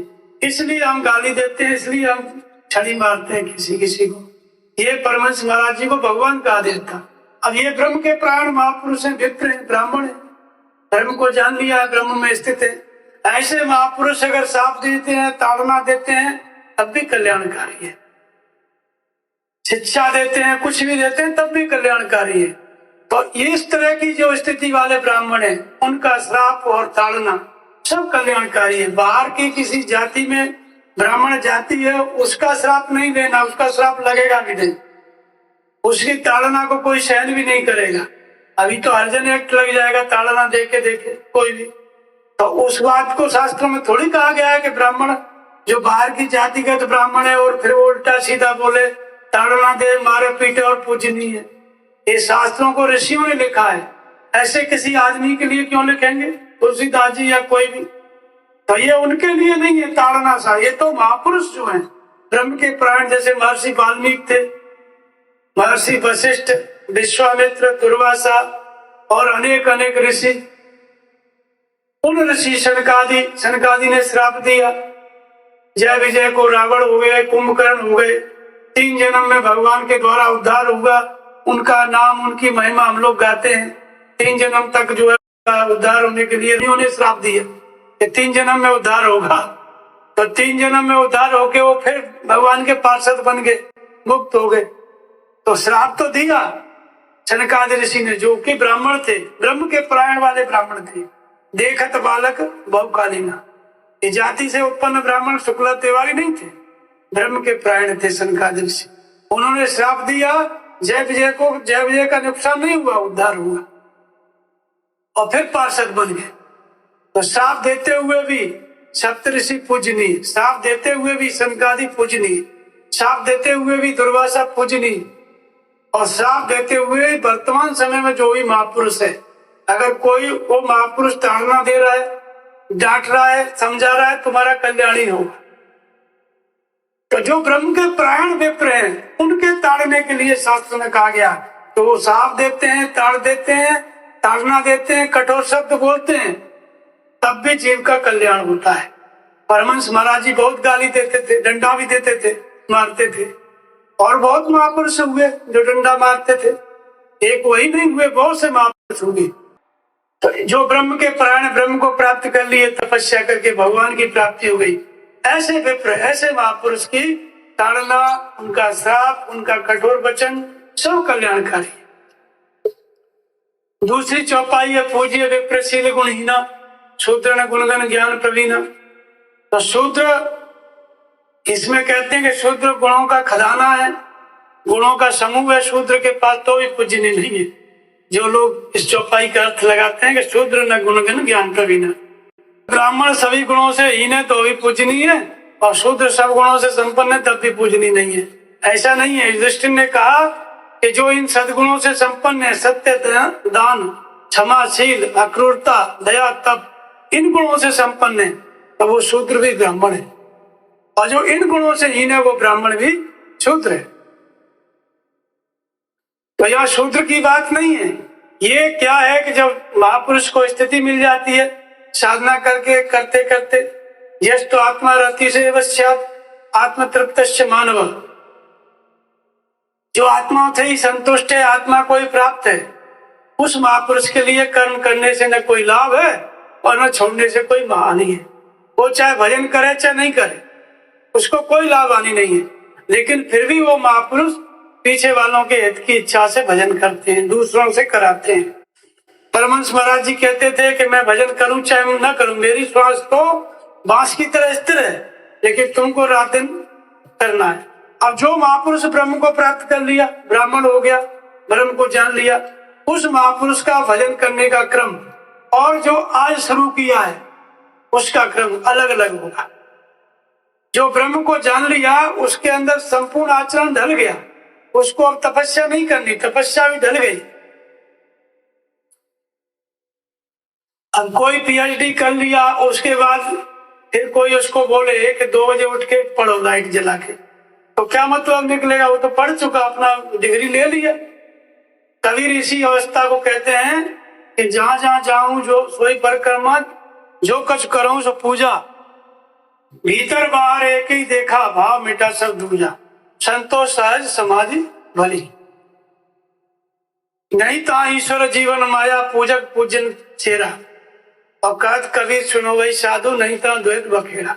जब द्वैत में विजय प्राप्त कर ली, जिसने द्वैत पे विजय प्राप्त कर ली वो कौन है? वो द्विज है, वो ब्राह्मण है, ब्रह्म को प्राप्त कर लिया। ऐसे महापुरुष के लिए विधि निषेध नहीं रह जाते, वो चाहे भजन करें चाहे नहीं करें। तो जब आप बाहर से देखोगे ऐसे महापुरुषों को, तो इसलिए भगवान राम ने कहा कि पूज्य विप्र शील गुणहीना, वो साधुता के जो आचरण है उनको शील कहते हैं, और गुणहीना तीनों गुणों से अतीत हो गए, संपूर्ण गुण उनके अंदर ढल गया, उन्हें गुणों की भी आवश्यकता नहीं रह गई। और शीलहीना, शील साधुता के गुण धर्मों की भी जरूरत नहीं है, साधु हो गए, भगवान को पा लिए, तो अब उनको शील की आवश्यकता नहीं है कि कैसे भजन करना है, कैसे चलना है, कैसे बोलना है, सब कुछ नहीं जरूरत है। वो शुभ और अशुभ कर्मों से निर्लिप्त हो जाते हैं, उनके करने का ना शुभ संस्कार पड़ता है ना अशुभ, तो शील और गुण दोनों से हीन हो जाते हैं। तो फिर ऐसे महापुरुष जो होते हैं तो देखने में क्या है, दृष्टि पड़ती है तो उसको लगता है कि जब कोई भजन चिंतन नहीं करते, दिखाई नहीं पड़ते, उनका भजन चिंतन तो गुप्त होता, कोई नहीं, पास में रहने वाला भी नहीं जान पाता कब महापुरुष भजन करनी है। नहाते धोते नहीं है, बहुत से महापुरुष 6-6 महीना स्नान, जड़ भरत स्नान नहीं करते थे, परमहंस जी स्नान नहीं करते थे, बहुत से महात्मा लोग न तिलक चंदन लगाए, बाहरी आचरण उनके अंदर बिल्कुल दिखाई नहीं देगा, तो लोगों को लगेगा कि तो शूद्र है। तो क्या शूद्र में बाहरी आचरण दिखता है? नहीं दिखता है। जब साधना की 4 अवस्था होती हैं, शूद्र, वैश्य, क्षत्रिय और ब्राह्मण, जो शूद्र श्रेणी का जो साधक होता है वो साधना की शुरुआत करता है, उसके अंदर भी शील और गुण दिखाई नहीं पड़ते, होते नहीं, क्योंकि अभी तपस्या करेगा, भजन करेगा, वैश्य और क्षत्रिय श्रेणी में पहुंचेगा तब साधुता के गुण धर्म उसके अंदर आएंगे, तब ईश्वरीय गुणों से संपन्न वो दिखाई पड़ेगा। तो शूद्र स्थिति में साधक है, बाहर की जाति से नहीं, बाहर किसी भी जाति का, कितना भी पढ़ा लिखा है, भगवत पथ में जिस दिन से आरंभ करता है उस दिन से वो शूद्र है, तो उसके अंदर भी शील और गुण दिखाई नहीं पड़ते, क्योंकि उसने अभी ढाला ही नहीं, उसने आचरण में उन गुणों को ले उसको लाना है। अभी शूद्र से वैश्य में जाएगा तब आचरण में ढालेगा, वैश्य से क्षत्रिय में जाएगा तब आचरण में ढालेगा, और क्षत्रिय से ब्राह्मण बनेगा तब पूरा आशील और गुण से युक्त हो जाएगा। लेकिन यहाँ कौन सा ब्राह्मण है? जिसने ब्राह्मण श्रेणी पार कर ली, जो ब्रह्म को प्राप्त कर लिया, ब्राह्मण श्रेणी से भी पार हो गया, ब्रह्म को प्राप्त कर लिया, उस विप्र के अंदर जो है शील और गुण दोनों नहीं होते, दिखाई नहीं पड़ते, होते हैं, भरपूर हैं, लेकिन दिखेंगे नहीं। इधर शूद्र स्त्री का साधक है, उसमें भी नहीं दिखेंगे। क्यों नहीं दिखेंगे? क्योंकि उसने अभी आचरण किया ही नहीं, शुरुआत है उसकी। इसलिए साधुता के गुण धर्मी शील है, वो शील माने साधुता के गुण, वो उसके अंदर नहीं दिखेंगे। और ईश्वरीय गुण उसको अभी तपस्या करके ढालना है। और उधर जिसने ब्राह्मण श्रेणी पार कर ली, ब्रह्म को जान लिया, उसे कर्म करने से न लाभ है न छोड़ने से। ऐसे महापुरुष के अंदर भी साधुता के गुण धर्म पूरी तरह ढल गए तो उनकी जरूरत ही नहीं है। वो तपस्या नहीं करेगा, नाम जी जपेगा, कुछ नहीं करेगा। तो कुछ नहीं करेगा तो इसका मतलब क्या? उसके पास कुछ नहीं है। सब कुछ करके उसने भगवान को जान लिया, इसलिए सब छूट गया, इसलिए कुछ नहीं करना है। और ये शूद्र स्तर का साधक है, उसने अभी सब कुछ चालू नहीं किया, उसके पास वो है नहीं और इसने प्राप्त करके छोड़ दिया है। इसलिए शील और गुणों से हीन है विप्र। लेकिन वो शूद्र नहीं है, वो शूद्र स्थिति के नहीं है। वो शूद्र, वैश्य, क्षत्रिय, ब्राह्मण चारों अवस्थाओं को पार करके ब्रह्म को जानने के बाद ब्रह्म में स्थित हो गए। इसलिए शील और गुणों से उन्हें कोई मतलब, गुणों से अतीत है। और गुण का ज्ञान प्रवीणा, ज्ञान माने जानकारी। आत्मा के अधिपत्य में चलते चलते परम तत्व परमात्मा को प्रत्यक्ष जान लिया है, इसलिए वो ज्ञान में प्रवीण है। अल्प के नहीं है, ज्ञान में प्रवीण है। परमात्मा को जान लिए हैं और जान के उसी में स्थित हो गए हैं। जानत तुम्हें तुम हो जाए, इसलिए ज्ञान में वो प्रवीण है। और शूद्र नहीं है, शूद्र जैसे दिखाई पड़ते हैं लेकिन शूद्र नहीं है। तो है क्या? गुण गण, ईश्वरीय गुणों का समूह उनके अंदर है। ईश्वरीय गुणों का समूह उनके अंदर है, दिखाई नहीं पड़ता लेकिन है। और ज्ञान के प्रवीण है, ईश्वर की प्रत्यक्ष अनुभूति प्राप्ति वाले हैं, प्राप्ति करके उसी में स्थित हैं, ज्ञान में प्रवीण है। तो दिखाई कैसे पड़ते हैं? शूद्र जैसे, क्योंकि शूद्र आचरण शुरू नहीं किया अभी। और वो जो है शूद्र, वैश्य, क्षत्रिय चारों श्रेणी से ऊपर होके ब्रह्म को प्राप्त करके वो सारे आचरण छोड़ चुके हैं, उनसे हीन हो गए, तीनों गुणों से अतीत हो गए। तो गुणों से भी हीन है। और साधुता के आचरण पूरी तरह साधु बन चुके, तो साधुता से अब उनकी जरूरत नहीं है साधुता का आचरण करने के लिए। इससे उससे, इसलिए उससे भी हीन दिखाई देते हैं शील से, क्योंकि शील तो उसमें दिखाई पड़ेगा जो भजन कर रहा है, ध्यान धारणा समाधि में लगा, उसमें शील दिखाई पड़ेगा स्पष्ट।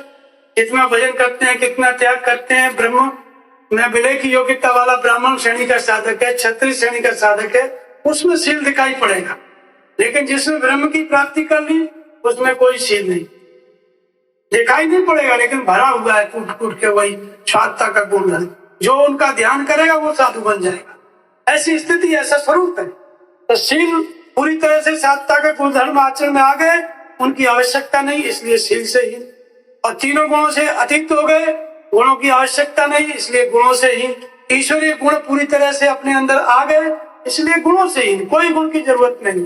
तीनों गुणों से अतीत होना और ईश्वरीय गुणों को का आ जाना, यही गुणों की हीन अवस्था है। मतलब अब उन्हें किसी गुण की आवश्यकता नहीं है।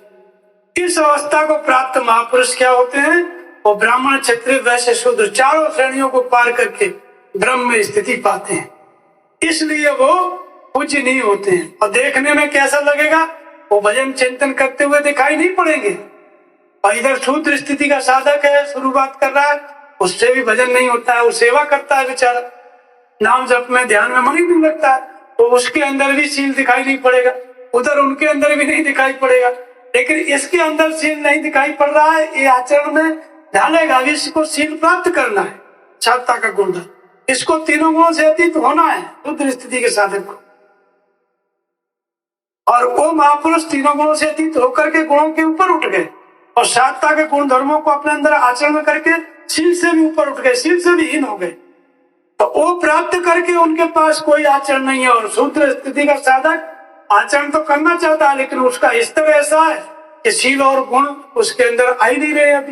अभी और आगे बढ़ेगा तब जाकर के क्षत्रिय श्रेणी में, ब्राह्मण श्रेणी में ये शील और गुण उसके अंदर आएंगे। इसलिए ब्राह्मण श्रेणी का साधक जो ब्राह्मण है, ब्राह्मण माने ब्रह्म में प्रवेश पा गए, ब्राह्मण श्रेणी के भी ऊपर उठ गए। ऐसे विप्र जो होते हैं वो शील और गुणों से हीन है। शील और गुणों की उनको आवश्यकता नहीं है, क्योंकि पूरी तरह से वो उनके अंदर हैं, इसलिए आवश्यकता नहीं है। तो किसी आदमी का पेट भरा हुआ है तो भोजन की आवश्यकता नहीं है उसको। इसका मतलब नहीं कि भूखा है, मना कर रहा है कि नहीं चाहिए, तो इसका ये मतलब नहीं हो सकता है कि वो तो भूखा है, पेट भरा है इसलिए नहीं चाहिए। अशूद्र श्रेणी के साधक के पास होते नहीं है, वो चाहता है ध्यान करना लेकिन होता नहीं है, वो चाहता है मन एकाग्र हो लेकिन रुकता नहीं है, वो चाहता है सात्विकता के गुणधर्म आ जाए लेकिन आते नहीं है। वो तपस्या करते करते आगे बढ़ेगा तभी सब चीज आएगी, और इनके अंदर सब कुछ आ चुका है इसलिए ये त्याग दीजिए, उनको शील की भी आवश्यकता नहीं, और तीनों गुणों से अतीत हो गए, ईश्वरी गुण ईश्वर को प्राप्त कर लिए तो ईश्वरी गुणों की भी आवश्यकता नहीं। इसलिए इनके अंदर शील गुण ही ना, इसलिए विप्र जो ब्रह्म में प्रवेश पा गए हैं, ब्रह्म के को प्राप्त कर ली है, वो साधता के गुणों की आवश्यकता नहीं है, इसलिए शील से भी हीन होते हैं। तीनों गुणों से अतीत हो गए इसलिए गुणों से भी हीन होते हैं। लेकिन कौन होते हैं? वो शूद्र नहीं है, शूद्र जैसे देखते हैं ऐसा लगेगा कि इसे शूद्र कुछ नहीं कर रहा है, शूद्र स्तर का साधक भजन नहीं कर रहा है, वो भी नहीं कर रहे, तो लगेगा शूद्र स्तर में, लेकिन शूद्र स्तर में नहीं है। गुण गुण ज्ञान प्रवीण गुणों से संयुक्त हैं और ज्ञान के प्रवीण हैं, अर्थात प्रत्यक्ष दर्शन और अनुभूति वाले हैं, परमात्मा को प्रत्यक्ष देखने वाले हैं, प्रत्यक्ष अनुभूति करके उसी में स्थिति वाले हैं, ज्ञान में प्रवीण है। किसी को ज्ञान की आवश्यकता है तो उनका ध्यान करेंगे तो ज्ञान की जागृति हो जाएगी, ज्ञान प्रवीण। तो ऐसा करके उस ऐसे महापुरुषों की अवहेलना न कर दे। नहुष को पता नहीं था, तभी तो ब्राह्मण की महिमा नहीं जानते थे, जबकि वो ब्राह्मण थे, महापुरुष ब्रह्म ऋषि थे, विप्र थे, लेकिन नहुष सोचता था कि ये तो कुलीन नहीं है, ये तो शूद्र है, ऐसा करके उनका अपमान कर दिया। दुर्वासा का क्रोधी समझ के अपमान कर देते थे, तो ऐसे ही ऋषियों का अपमान होता है, लेकिन वो महापुरुष होते हैं, गुणों के समूह होते हैं, वो शूद्र नहीं होते हैं। शूद्र श्रेणी का समझ के अपमान हो जाता है। तो ये चौपाई इसलिए बताई गई कि शूद्र ने गुणगण ज्ञान प्रवीण, जो ब्रह्म ऋषि हैं, ब्रह्म तत्व को जान लिए हैं, विश्वामित्र वशिष्ठ वाल्मीकि जैसे महापुरुष, उनको कहा गया है कि वे गुणों के समूह हैं, शील और गुणों से हीन है। वो शूद्र जैसे दिखाई पड़ सकते हैं क्योंकि उनका आचरण दिखाई नहीं देगा बाहर से, नहाना धोना, बाहरी पूजा पाठ, ध्यान चिंतन भजन ये सब नहीं करते हैं, अंदर अंदर सब हो जाता है। कबीर कहते हैं कि जहां जहां जाऊं सोई परिक्रमा, जो कुछ करूं पूजा। अब कोई पूजा करने वाला है तो कहेगा कबीर कोई तो पूजा पाठ नहीं करते, ये लगता है शूद्र है, लेकिन कबीर कहते हैं जहां जाओ वहीं परिक्रमा, जहां देख लूं वही पूजा। कभी तुलसीदास कहते हैं जहां तहां देख धरे धनवाना, जहां भी दृष्टि पड़ती है भगवान दिखाई पड़ रहे हैं। तो जिसको भगवान ही दिखाई पड़ रहे हैं, चारों तरफ परमात्मा ही है, वो भला नहाना धोना, ध्यान करना, भजन करना, ये ध्यान में बैठना, ये सब काम नहीं करेगा। क्यों करेगा वो? तो फिर जब ये सब आचरण दिखाई नहीं देगा तो देखने वाले लोग कह सकते हैं कि भाई तो भजन वजन नहीं करते, ये तो शूद्र है। तो अपमान हो सकता है उनका, लेकिन वो शूद्र नहीं है। और शूद्र स्थिति क्यों कही गई? क्योंकि शूद्र स्थिति के साधक से भजन नहीं होता है, वो तो अपना झाड़ू लगाओ, सेवा करो, खेत में काम करो, यही सब लगा रहता है, क्योंकि उसको अभी आगे बढ़ना है, अभी शील और गुण उसके पास नहीं है, उसे लाना है। और महापुरुष के पास सब कुछ है, उसने सब कुछ होते हुए भी शील और गुणों को त्याग दिया, इसलिए उसके पास दिखाई नहीं देते। तो इसलिए ये इस तरह से बताया गया कि शील गुणों से हीन तत्वदर्शी महापुरुष होते हैं, पर वे शूद्र नहीं है। गुण और ज्ञान, ज्ञान माने परमात्मा की प्रत्यक्ष जानकारी, उस अनुभूति से संयुक्त होकर के परमात्मा में स्थिति वाले होते हैं, इसलिए ज्ञान प्रवीण, शूद्र नहीं है। तो इस तरह से ये ब्राह्मण की महिमा बताई गई। इसके आगे भगवान कृष्ण भी कहते हैं कि ब्राह्मण क्षत्रिय वैश्याम शूद्राम च परंतप कर्माणि प्रविभक्तानि स्वभाव प्रभय गुण। ब्राह्मण क्षत्रिय वैश्य शूद्र के कर्म स्वभाव में पाए जाने वाले गुणों के आधार पर विभक्त किए गए। स्वभाव परिवर्तनशील है। आरंभ में वाल्मीकि डाका डालते थे, स्वभाव से क्रूर थे, लेकिन तपस्या करते करते ब्राह्मण हो गए। स्वभाव बदल सकता है, इसलिए गुणों के द्वारा निर्धारित किए गए। तो कर्म का मतलब होता है परमात्मा का चिंतन, ब्रह्म का चिंतन, नाम का जप, ध्यान। ये जब आरंभ करता है कोई भी साधक, तो आरंभ में उसके अंदर तमगुण होता है, इसलिए वो शूद्र श्रेणी का होता है। धीरे धीरे और आगे बढ़ता है तो वही साधक जब दैवी संपत्ति अर्जित करने लगता है, इंद्रिय संयम करने लगता है, वैश्य श्रेणी का हो जाता है। और अच्छा, और वही जब तीनों गुणों की काटने की क्षमता उसके अंदर आ जाती है, सत रज तम तीनों गुणों को काट के चित्त को एकाग्र करने की क्षमता आ जाती है, तो वही साधक क्या हो जाता है, क्षत्रिय हो जाता है। और जब विकार समाप्त हो गए, ब्रह्म में विलय की योग्यता आ गई, समय दमे तपे शौचम शांति राजम एवं ज्ञान विज्ञान मास्तिक्यम ब्रह्म कर्म स्वाजम। जब ब्रह्म में विलय की योग्यता आ जाती है तो ब्राह्मण श्रेणी का हो जाता है। लेकिन जब इससे भी आगे ब्रह्म को प्राप्त कर लिया तो ब्राह्मणों ने क्षत्रियम न वैश्यम न शूद्रम चिदानंद स्वरूपम शिवोहम शिव। ब्राह्मण जब ब्राह्मण श्रेणी से भी ऊपर उठ गया तो ब्रह्म को प्राप्त कर लिया, वो पूरी तरह से विप्र हो गया। अब वो ब्राह्मण श्रेणी से ऊपर उठ गया लेकिन ब्रह्म के परायण हो गया। इसलिए ऐसे महापुरुषों से ही कल्याण होता है, इसलिए इन्हीं को विप्र कहा गया। और गीता में भगवान कृष्ण कहते हैं कि ये जो ब्राह्मण श्रेणी है ऐसे ही नहीं आती है, भली प्रकार आरंभ की हुई प्रक्रिया यस्य सर्वे समारंभ काम संकल्प वर्जता ज्ञानान दग्ध कर्माणम तमाहु पंडितम बुधा। भली प्रकार से आरंभ की हुई प्रक्रिया, कौन सी प्रक्रिया, नियत कर्म, नाम का जप और ध्यान इतनी उन्नत हो गई कि काम संकल्प वर्जता, कामनाओं संकल्प से ऊपर उठ गई। अब जब कामनाओं संकल्प से रहित हो गया साधक, तो ऐसी स्थिति में कहते हैं कि ज्ञानाग्नि दग्ध कर्मण, ज्ञान की अग्नि प्रकट हो जाती है। जिस तत्व को जानना चाहता था वो जानने में आ जाता है, उसी को ज्ञान की अग्नि कहते हैं। और जानत तुम्हें हो जाए, कर्म सदा सदा के लिए जल जाते हैं, भगवान को जान के वो भी भगवान का स्वरूप हो जाता है, ब्राह्मण हो जाता है। तो ऐसी स्थिति वालों को पंडितों ने क्या कहा, ज्ञानियों ने पंडित कहा, तमाहु पंडितम बुधा। जिसने कर्मों को दग्ध कर लिया, परमात्मा को प्रत्यक्ष जान लिया, जान के उसी ब्रह्म में स्थित हो गया, उसको कहते हैं कि तमाहु पंडितम बुधा। ज्ञानियों ने ऐसे महात्मा को पंडित कहा। अज्ञानियों का पंडित तो गांव गांव में है, ज्ञानियों ने किसको कहा, जिसने ईश्वर की अनुभूति कर ली, उसे पंडित कहा। फिर कहते हैं कि ओम तस् निर्देशो ब्राह्मण त्रिविध स्मृत ब्राह्मणास्तेन वेदाश्च ज्ञास्य वेत्तव्य। ओम तत्व सत, ऐसा 3 प्रकार का परमात्मा का नाम है, इसके द्वारा यज्ञ वेद और ब्राह्मण रचे गए। यज्ञ वेद और ब्राह्मण एक रचना है, कोई जाति नहीं है, और ओम के जब से ये रचे जाते हैं। तो ओम तत्व सत, तत् माने वो परमात्मा, वही परम सत्य है, ऐसा समझ करके उसे हृदय स्थित ईश्वर के प्रति समर्पित होकर के ओम एक का अक्षर ब्रह्म, जो ओम का जप करता है, तो ओम का जप जब उसने शुरू किया तो यज्ञ नाम जप यज्ञोस्मि। जब ओम का जप शुरू किया तो वो क्या हो गया, यज्ञ की रचना हो गई। मैत्री से किया, मध्यमा से किया बोल करके, जैसे ओम ओम ओम, फिर धीरे धीरे किया, श्वास अंदर गई तो ओम, बाहर गई तो ओम, पश्चंती से किया, फिर परावाणी में ढल गया। तो ये क्या है, ये यज्ञ की रचना हो गई। कौन से यज्ञ की, जप यज्ञ की। तो यज्ञ किसके द्वारा रचा गया, ओम के जप से। और जैसे ही यज्ञ संपन्न होने लग गया, श्वास अंदर गई तो ओम, बाहर आई तो ओम, तो इसके बाद दूसरी जानकारी किसकी होती है, वेद की। वेद माने कोई पुस्तक नहीं है, अद्वैत तत्व का वेद होना।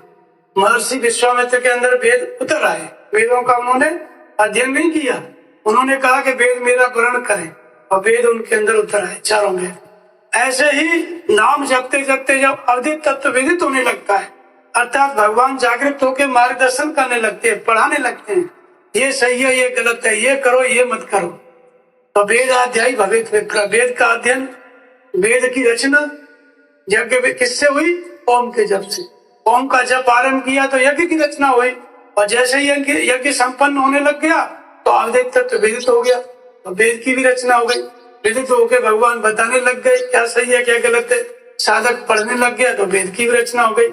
और उन्हीं भगवान के मार्गदर्शन में पढ़ते पढ़ते चलते चलते ब्रह्म जाने थे ब्राह्मण। जब ब्रह्म को जान लिया तो ब्राह्मण की भी रचना हो गई। तो यज्ञ वेद और ब्राह्मण किसके द्वारा रचे जाते हैं, ओम के जप से ये तीनों पैदा होते हैं। न ब्राह्मण कोई जाति है, न वेद कोई पुस्तक है, और न यज्ञ कोई बाहरी कर्म कांड है, ये तीनों नाम के जप से उत्पन्न होने वाली अनुभूति है। तो यज्ञ वेद और ब्राह्मण नाम के जप से पैदा होते हैं। तो जो नाम का जप करते करते ब्रह्म को जान लिया, ऐसे ब्राह्मण को, ऐसे विप्र को पूज्य विप्रशील गुणहीन कहा है। न कि बाहर की कोई जाति अपना ब्राह्मण की, जो जातियां प्रचलित हैं, तो तिवारी, शुक्ला, दुबे, चौबे, वो नहीं।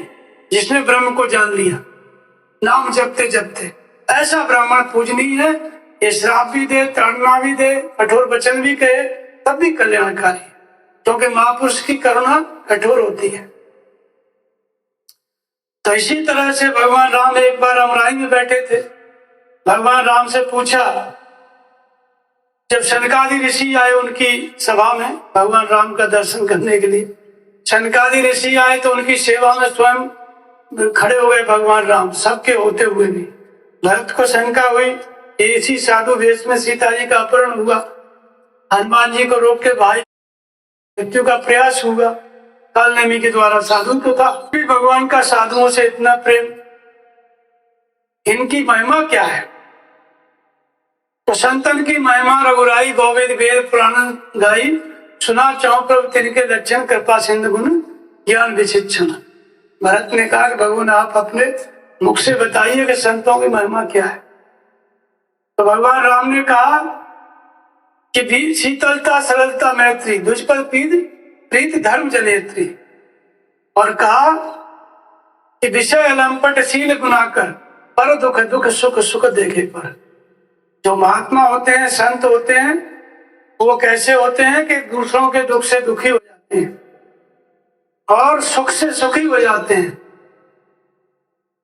विषयों से अलिप्त रहते हैं, विषयों के प्रकार विषयों के बीच में रहेंगे फिर भी अलिप्त रहेंगे, उन्हें विषय जो है लिपायमान नहीं कर पाएंगे।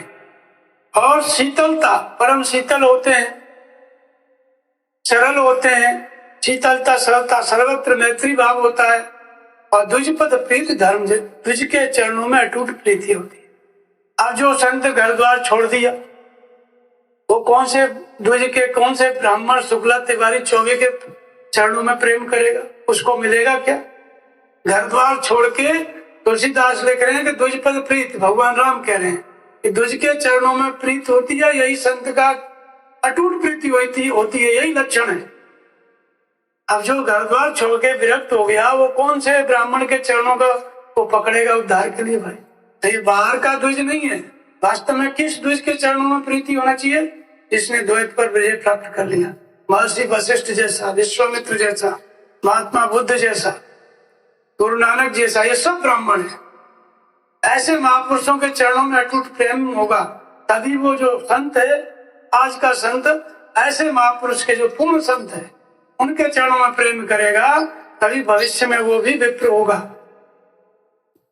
यही धर्म की जन्मदात्री है, द्विज के चरणों में प्रीति।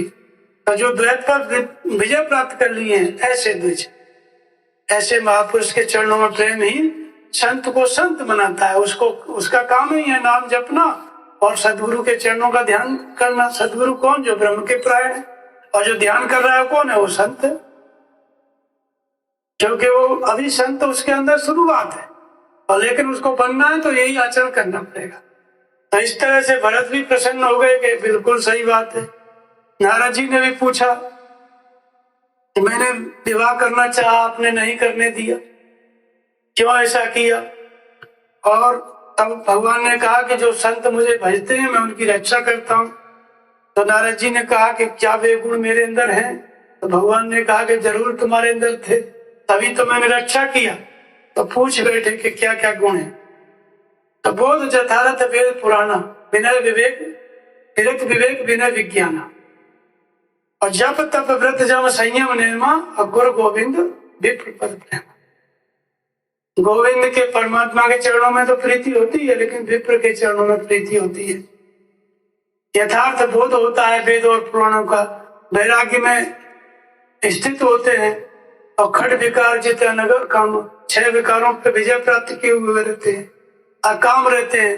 और इतना होने पर भी उनका प्रेम किसमें होता है? द्विज के चरणों में, विप्र के चरण, गुरु गोविंद विप्र पद प्रेम। जो ब्रह्म के प्राण सदगुरु है, महापुरुष, अगर उसको सदगुरु का गुरुत्व पाना है तो कितना भी ऊंची स्थिति आ जाए फिर भी वो ध्यान तो अपने गुरु का ही करेगा, विप्र का ही करेगा। तो विप्र के चरणों में प्रेम होता है। भगवान के चरणों में प्रेम का मतलब है सदगुरु के चरणों में प्रेम है, तभी जाकर के सारे गुण आ जाएंगे। 6 विकारों को कंट्रोल करके सदगुरु के चरणों का ध्यान, नाम जप।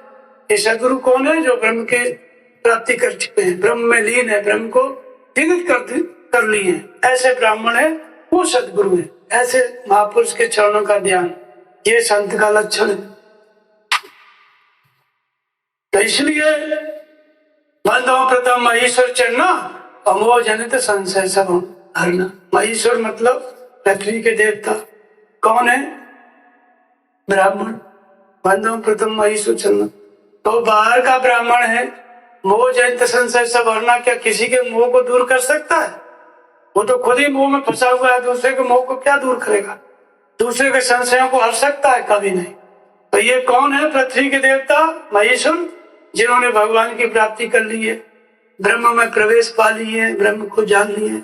ऐसे विप्र महापुरुष क्या होते हैं? वो पृथ्वी के देवता होते हैं, वही महेश्वर होते हैं, वही भूषण होते हैं। और ऐसे महापुरुषों के चरणों का ध्यान ही संत का लक्षण है। ऐसे महापुरुषों के चरणों के ध्यान से ही धर्म का मार्ग जागृत होता है। तो भगवान राम ने पूछा लक्ष्मण ने, भक्ति क्या है? भगवान राम बताते हैं कि प्रथम विप्र चरण अति प्रीति, निज निज धर्म निरत श्रुत रीति। पहला तो उपाय क्या है धर्म के लिए? ब्रह्म विप्र के चरणों में प्रेम। भक्ति के लिए बता देंगे, भक्ति माने भगवान से मिलना, भगवान को पाना, भगवान के साथ एक होना। तो होना है भगवान के साथ एक, पानी है भगवान की भक्ति। और प्रीति किसमें करना है? विप्र के चरणों में। अब भगवान को पाने के लिए बाहर किसी ब्राह्मण जो जातिगत है उनके चरणों में प्रेम करने से भगवान मिल जाएगा? भक्ति मिल जाएगी? क्या भक्ति मिलेगी? वो तो खुद ही भटके हुए। तो इसलिए जो ब्रह्म के परायण महापुरुष हैं, उनके चरणों का जब प्रेम करते हैं, उनमें ध्यान करते हैं, तो भक्ति की शुरुआत है वहां से। जब भक्ति शुरू हो गई तो धर्म में अनुरक्ति हो जाती है। धर्म में अनुरक्त हो गई तो ते कर फल पुण्य विषय विरागा, विषयों से विराग हो जाता है। तब मम धर्म उपज अनुराग, तब भगवान के चरणों में अनुराग पैदा होता है। तो भक्ति की शुरुआत भी विप्र के चरणों से। जो ब्रह्म के परायण महापुरुष से सदगुरु है, उनके चरणों के ध्यान से भक्ति शुरू होती है।